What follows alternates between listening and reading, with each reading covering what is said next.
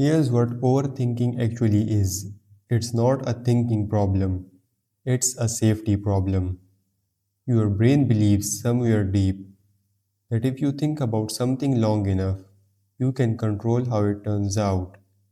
If you replay the conversation enough times, you will find the version where nobody gets hurt. If you imagine every possible outcome, nothing will catch you off guard. If you just prepare enough, you will be safe. Psychologists call this rumination, the mind cycling through the same thoughts not to solve anything, but to feel like it's doing something about a situation it can't control.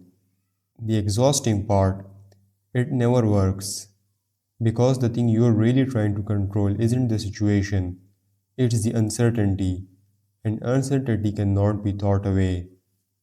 Here are 5 habits that make you overthink everything. The first one is that you treat every decision like it could ruin everything. A simple text becomes a 10-minute analysis of tone and punctuation. A job opportunity becomes, what if I take it and fail? What if I don't take it and regret it forever?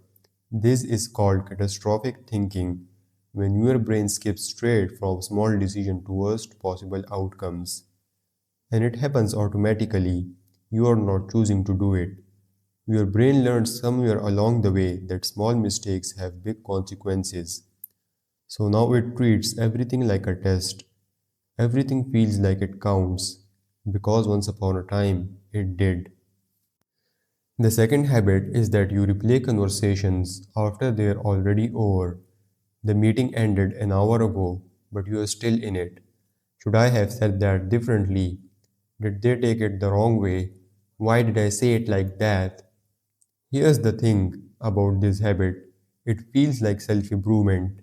It feels like you are learning from what happened, but most of the time, you are not analyzing. You are just hurting yourself again, slowly on repeat. The conversation is done.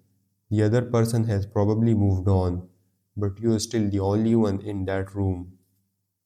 The third habit is that you ask for opinions and then feel more confused. You couldn't decide, so you ask a friend, then another friend, then maybe one more, just to be sure. And now you have 4 different answers and somehow feel less clear than before. This is called opinion shopping, and it's one of the quieter signs of overthinking, because you weren't really looking for an answer, you were looking for certainty, for someone to tell you it's going to be okay, for permission to choose. But other people's opinion can't give you that, only you can. And deep down, you already know what you want. You are just afraid to trust it. The fourth habit is that you confuse thinking about something with doing something about it. You've been working on a decision for 3 weeks, but what you've actually been doing is thinking about working on it, going over the same pros and cons, opening the same notes app, staring at the same options. It feels like progress, but it isn't. Psychologists call this pseudo work, the mental activity that mimics productivity but produces nothing except more anxiety. The thinking becomes the escape from the doing, because as long as you are still deciding, you can't fail yet. Staying in your head keeps you safe, it also keeps you stuck. The fifth habit is that you need to understand why before you can move forward. Something hurt you, someone left, a situation didn't make sense, and you cannot let it go until you figure out why. Why did they do that? Why did this happen to me? Why didn't it work? And so you turn it over and over, looking for the answer that will finally make it make sense. Here's the quiet truth inside this one.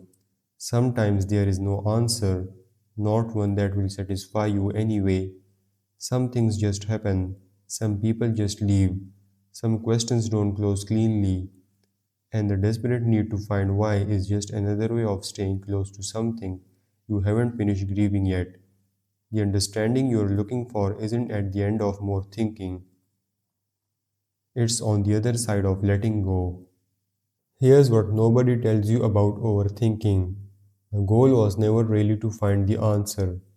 The goal was to never have to feel the moment when you realize you are not in control. All that thinking was just your mind trying to protect you from one single feeling, uncertainty. And the only way out of overthinking isn't to think better, it's to slowly, carefully learn to sit with not knowing. That's hard to hear if you've spent years inside your own head. I know, but your mind isn't broken. It's just been working overtime on a job it was never meant to do. You don't have to solve the uncertainty. You just have to stop pretending that thinking about it harder will make it go away. It won't. But you already knew that. That's probably why you're here.